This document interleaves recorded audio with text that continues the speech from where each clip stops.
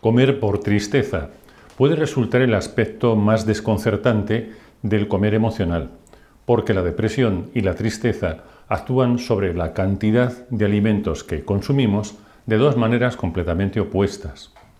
O producen un aumento de peso por aumento del consumo de alimentos, pero únicamente en personas que sienten rabia o ansiedad, además de tristeza o depresión, porque así son incapaces de controlar lo que comen. O adelgazamiento en aquellas personas que se sienten tan apáticas y decaídas que no tienen ganas de trabajar, ni de asearse, ni de relacionarse con sus seres queridos, ni de comer. Nunca tienen apetito y las comidas que antes les entusiasmaban ahora les resultan indiferentes. Una misma persona puede atravesar estas dos fases diferentes y recordará que cuando se encontraba triste o deprimida, tuvo momentos en los que engordó y otros en los que adelgazó. La explicación es que en unas fases mandaba la ansiedad y en otras el abatimiento depresivo. ¿La depresión y la tristeza son lo mismo? Normalmente le damos el mismo significado a las dos. Triste, deprimido, abatido, decaído son sinónimos que utilizamos para referirnos a la misma situación, pero no significan exactamente lo mismo. La tristeza y la depresión tienen en común que son la consecuencia de una pérdida de cualquier tipo, ya sea afectiva o material. Aunque la tristeza puede formar parte de una depresión, también es normal que se presente sola, sin depresión. La tristeza es más limitada en el tiempo que la depresión, ya que la persona que la sufre suele reajustar sus expectativas para aceptar su pérdida y así recuperar una vida normal. En la depresión es frecuente aferrarse a una expectativa irreal y así el dolor por la pérdida se hace crónico. Aparecen otros síntomas, además de la tristeza, como la autoestima baja, sentimientos de culpa por lo que ocurre, desesperanza, pesimismo sobre el futuro, dificultad para conciliar el sueño, disminución de la energía, desinterés hacia todo y se piensa más en la muerte. La diferencia fundamental es que en la tristeza lo único que nos afecta es la pérdida. En la depresión lo que nos afecta es el significado que le damos a esa pérdida o nuestras expectativas sobre esa pérdida. Lo que pensamos sobre lo que nos sucede es lo que provoca dolor e infelicidad. En este caso, depresión. Por ejemplo, cuando te culpas de una pérdida porque crees que tienes algo malo, que es la causa de que todo te vaya mal, cuando crees que los demás no te valoran y rechazas sus intentos de consolarte, porque no los crees sinceros, o si piensas que nunca te recuperarás de esa pérdida y crees que ya nada podrá darle sentido a tu vida, estos pensamientos no te los provocas a propósito. La depresión es un camino en el que es muy fácil caer. La tristeza puede ser un síntoma de algo más grave, como la depresión, pero cualquier persona puede estar triste sin padecer una depresión. También hay otros problemas físicos que se parecen a la tristeza o depresión, como la hipotensión, que es la tensión arterial baja, el hipotiroidismo, que es la disminución de la hormona tiroidea, o la anemia por disminución de hierro. En estos procesos, las personas también se sienten muy decaídas y con el ánimo muy triste, pero sus estados de ánimo son secundarios a una enfermedad corporal que tiene un tratamiento distinto. Una reflexión incómoda. En la actual situación de confinamiento y restricciones, se está produciendo un aumento muy importante de la obesidad y la depresión. Es un detalle muy importante porque parece desplazar la causa de estos dos procesos de la genética o la bioquímica a la causa social. Se sabe ya desde hace mucho tiempo que los genes pueden activarse o desactivarse por la influencia de los estímulos externos en lo que se llama epigenética. Es decir, tener el riesgo genético de padecer una enfermedad no implica que sea un destino del que no podemos escapar, porque nuestro estilo de vida y la sociedad en la que vivimos es lo que realmente determinará el riesgo de padecer una enfermedad determinada. Dado que la epigenética es tan importante, tendríamos que corregir nuestro estilo de vida y también nuestras relaciones sociales.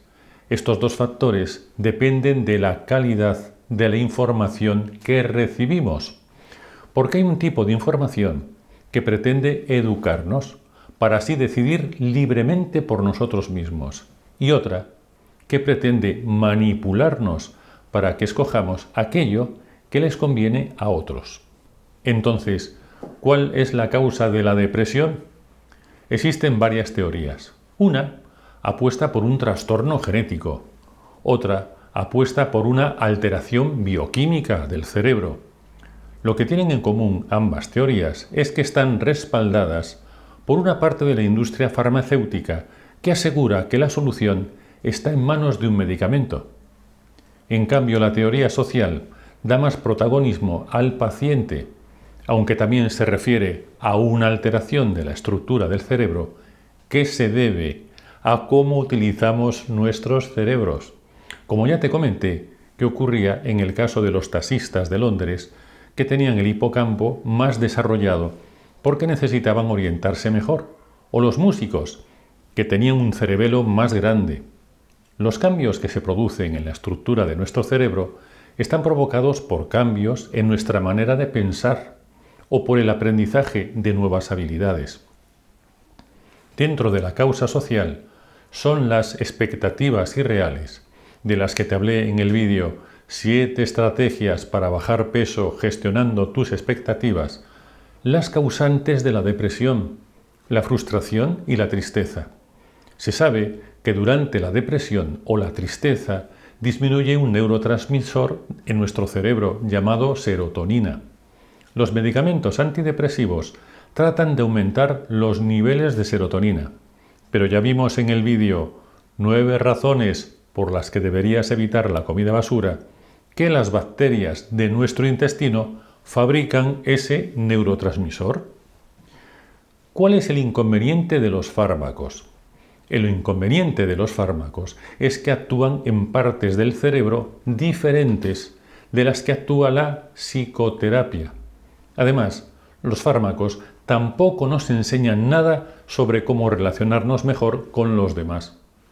Hoy sabemos que nuestras relaciones con los demás también cambian nuestros cerebros de una manera más positiva, ya que los cerebros humanos están diseñados para interactuar con los cerebros de otras personas. Las relaciones sociales de calidad, la amabilidad, la cooperación, el ayudar a otros, tiene un efecto muy beneficioso sobre la salud de nuestro cerebro, como también lo tiene alimentarse bien. Es posible que por eso nos guste comer en buena compañía. Las emociones son contagiosas. Los humanos adaptamos nuestros estados de ánimo a los estados de ánimo de las personas que nos rodean. Para eso tenemos las llamadas neuronas espejo, que se activan cuando observamos a otra persona realizar una actividad. ¿Por qué entre los practicantes de algunas religiones hay menos depresión y en cambio en otras hay más? ¿Por qué en las culturas en las que se fomentan las buenas relaciones sociales hay menos depresión? Por la calidad y frecuencia de las relaciones sociales. La teoría del desequilibrio químico o la de la genética hacen protagonista del tratamiento a los medicamentos. La teoría social, en ella el protagonista es la persona y la calidad de la información que recibe. Tampoco es de extrañar que se promocionen las pastillas para tratar la depresión frente a la psicoterapia, porque es una manera de ocultar el problema social de la depresión. Las pastillas no le enseñan a las personas a resolver sus problemas por ellos mismos y los hace dependientes de los medicamentos. Las pastillas no resuelven los problemas humanos. ¿Qué problemas presenta la depresión en la práctica? Un peligro importante de la depresión es que muchas personas que la padecen no lo saben. Otro problema grave es que produce un profundo dolor en el alma, No es extraño que algunas personas con depresión piensen en suicidarse porque lo que buscan es aliviar su dolor. No son unos cobardes o unos débiles que no soportan la más mínima dificultad. La depresión, a diferencia de la tristeza, dura demasiado tiempo. Además, impide actuar de manera normal en el día a día, porque te incapacita para trabajar, estudiar o cuidar de tu familia. Porque así no puedes concentrarte en cualquier tarea por sencilla que sea. Es una emoción muy destructiva que no aporta nada a la persona, a diferencia de la tristeza o la pena, que nos enseñan a adaptar nuestras expectativas cuando sufrimos una pérdida. Nos hace replantearnos nuestro camino, nos hace más reflexivos y maduros, nos aporta empatía y humildad. En definitiva, nos ayuda a ser mejores como personas. Otro problema es que muchos pacientes rechazan la psicoterapia como tratamiento porque están convencidos de que padecen un trastorno químico o genético y por ello la única solución es tomar medicamentos. Porque esa es la información que les ha llegado y como ya os dije en el vídeo sobre las mentiras estadísticas en nutrición, para conocer la veracidad de un trabajo científico hay que interesarse por sus fuentes de financiación, que suelen ser determinados laboratorios. ¿Cuáles son los ingredientes clave del pensamiento depresivo? 1.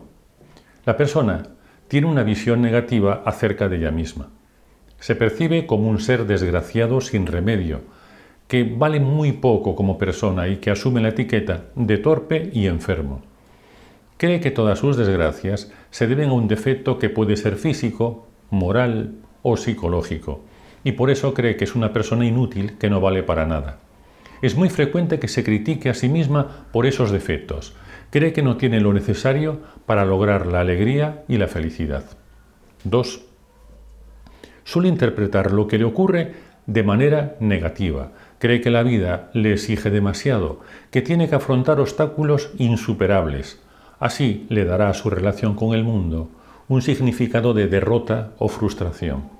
En casos leves, cuando se le pide que imagine otras explicaciones alternativas que no sean tan negativas de lo que le ocurre, puede darse cuenta de que estaba alterando los sucesos de su vida para que se ajustasen a la visión tan negativa que se había formado del mundo. 3. Tiene una visión negativa sobre el futuro. Está convencida de que su situación actual nunca mejorará. Cree que está condenada a padecer sufrimientos y dificultades toda la vida. Sus expectativas hacia el futuro son muy negativas en todos los aspectos de la vida. Cree que está condenada inevitablemente hacia el fracaso. Por eso es tan importante el mensaje que les transmite la terapia química o genética. La depresión es un proceso neuroquímico o genético y usted no puede hacer nada salvo tomar una pastilla. ¿Qué síntomas se derivan de lo anterior? Los síntomas depresivos serían la consecuencia lógica de todo lo que expliqué anteriormente. Cuando alguien piensa erróneamente que no hay esperanza para su sufrimiento, es normal que viva constantemente desesperado o que piense en el suicidio. Si cree que va a ser rechazado, reaccionará como si el rechazo fuese real, con tristeza y enfado. Si piensa erróneamente que no encaja en la sociedad, se sentirá muy solo.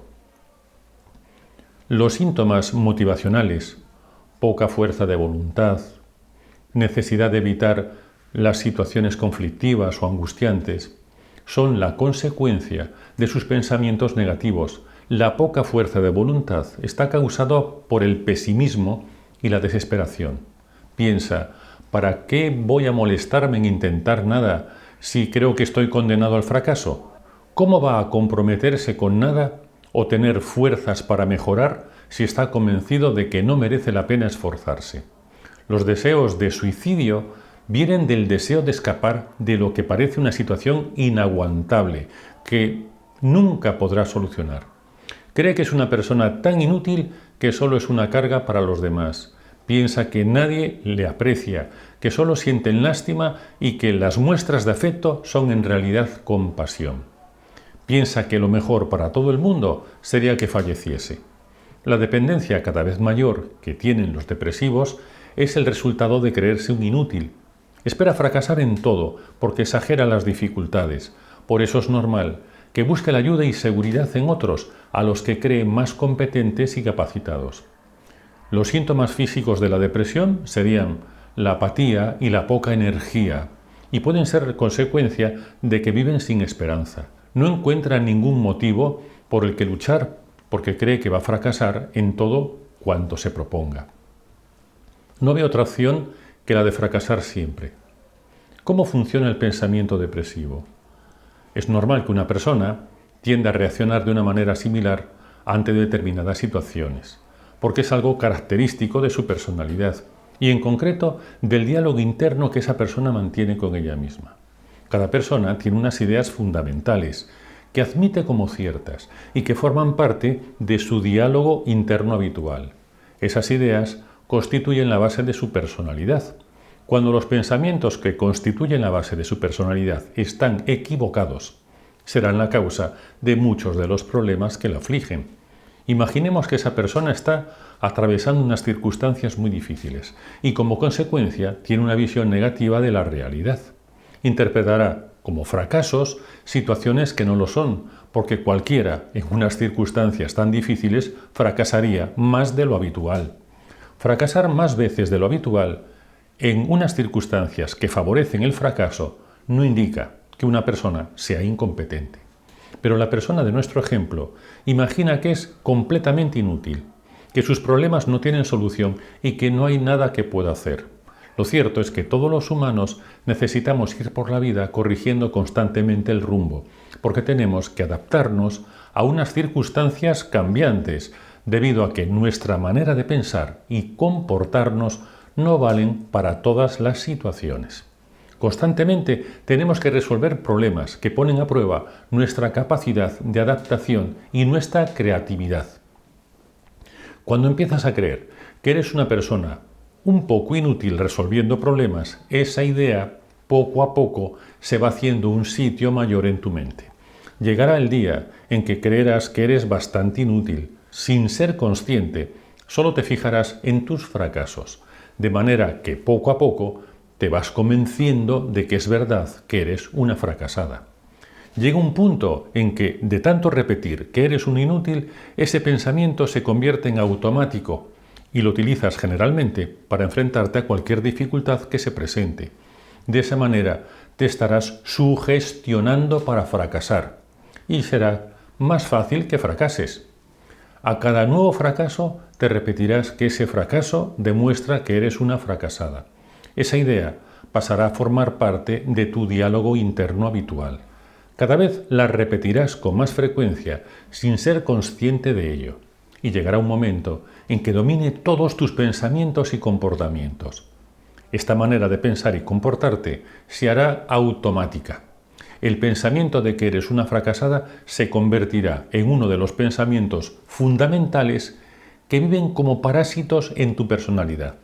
Hacen que tengas una manera de comportarte que te es característica y que está orientada al fracaso.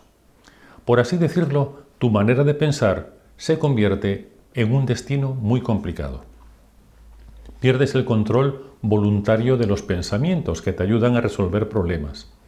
Dejas en automático una manera de pensar destinada a complicarte la vida y ya no eres capaz de pensar para resolver problemas. ¿Cómo actúan las ideas negativas?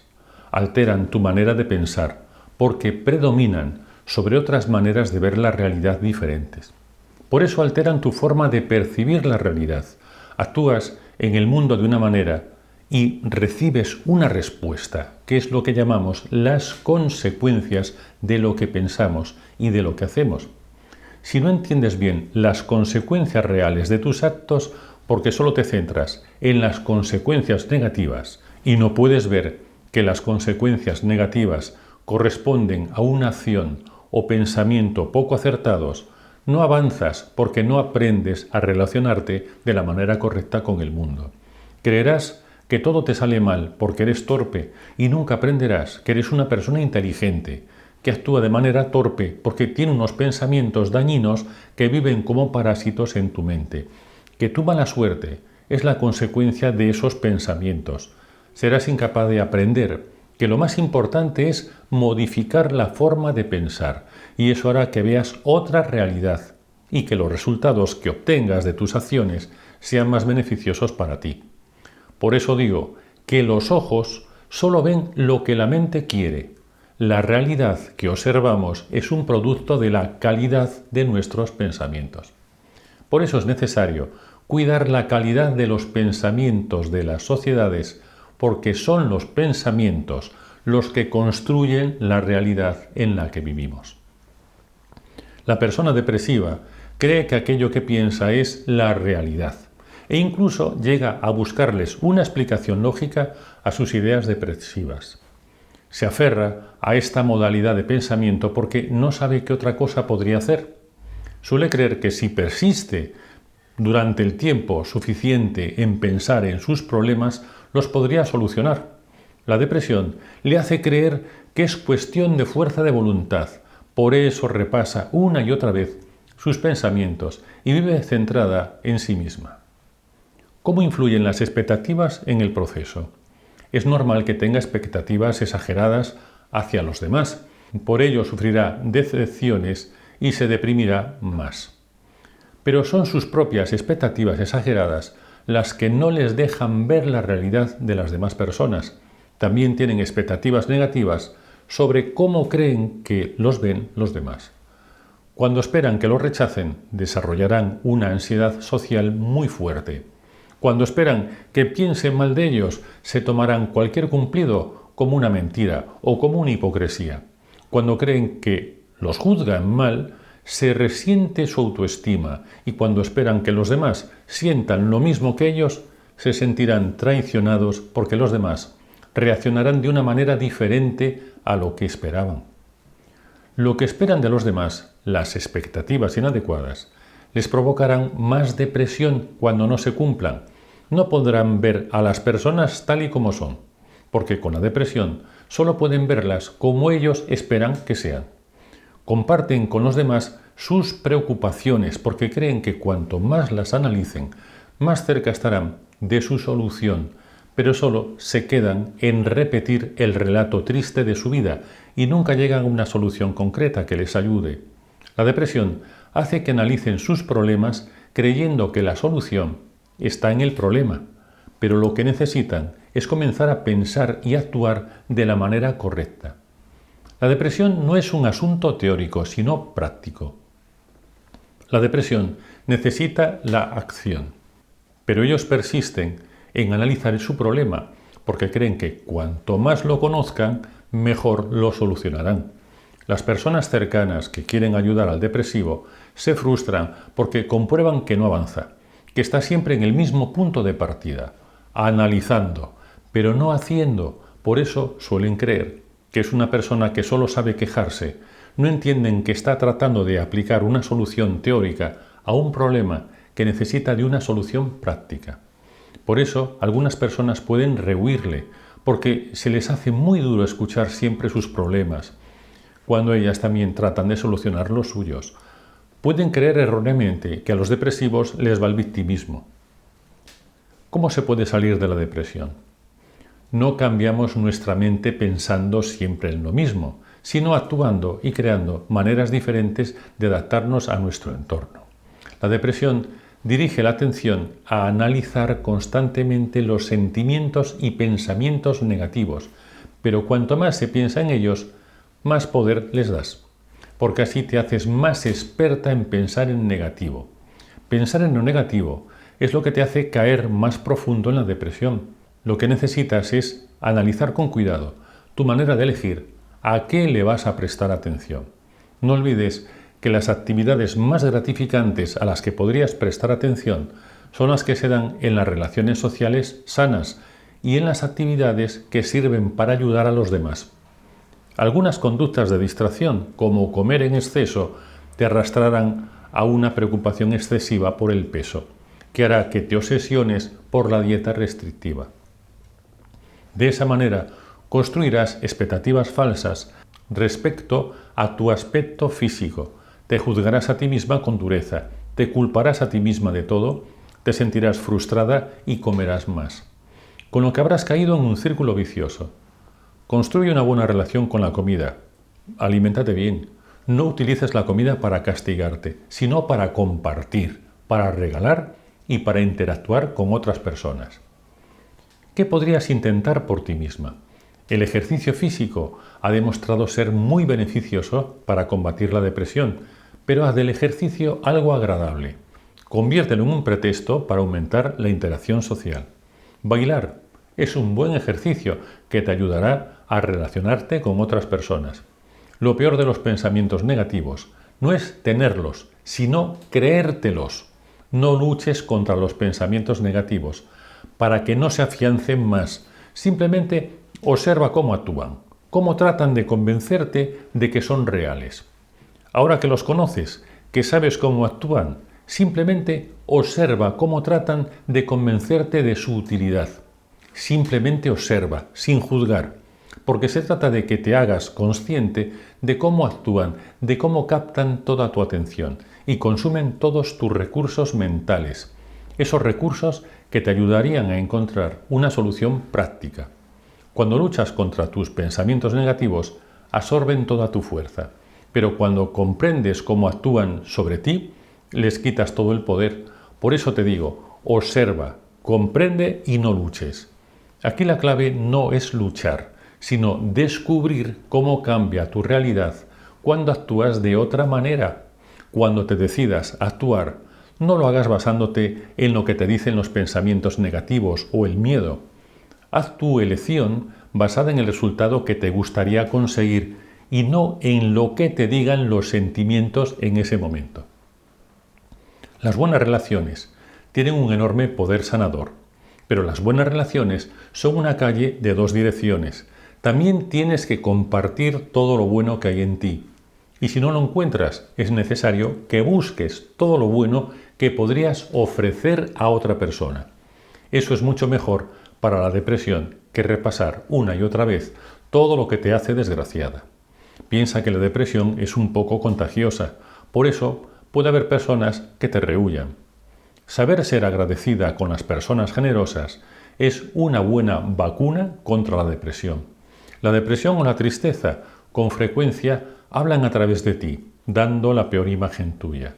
Es bueno mostrar a las personas generosas lo mejor que hay en ti. Con los sentimientos de ira y rencor podrías ver a los demás como superficiales, egoístas, ignorantes o demasiado estúpidos como para comprender tu sufrimiento. Es la depresión la que habla a través de ti, tratando de hacerte ver una realidad tan triste que solo sirve para alimentar tu depresión. La depresión deteriora las relaciones personales cuando evitas mirar a los ojos a otra persona o le contestas con monosílabos. Pones cara de enfado o no expresas ningún sentimiento hacia ellos. Puedes querer aislarte de los demás, pero no los espantes con tu actitud. Lo malo de los pensamientos negativos es que te hacen tomar decisiones que hacen que tengas más pensamientos negativos. Protege a los demás de tu mal humor y de tus quejas. Ellos no se merecen sufrir las consecuencias de tus pensamientos negativos y tú tampoco. La depresión, como tantas otras cosas de la vida, no es el resultado de lo que nos ocurre, sino de lo que pensamos sobre lo que nos ocurre, de nuestra visión de la realidad.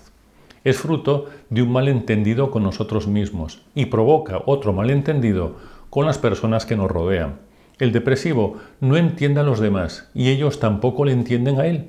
Por eso tiende a aislarse. Comer por tristeza o depresión es desconcertante, porque a veces comes mucho y otras pierdes el apetito. La depresión es desconcertante para quien la padece y también para las personas que le rodean, porque conduce a una falta de comunicación. Espero que todo lo que te he explicado sirva para que entiendas mejor la relación entre las emociones y la comida. Pero también me gustaría que sirviese para que nos mostremos más comprensivos con las personas que atraviesan una depresión y para que quienes la padecen busquen la compañía de todas esas personas tan maravillosas que los rodean. Cualquiera puede caer en la depresión. Es bueno que todos la conozcamos más de cerca, porque es un efecto secundario real de estos tiempos de pandemia. Suscríbete que te sentará bien. Y nos vemos en el próximo vídeo.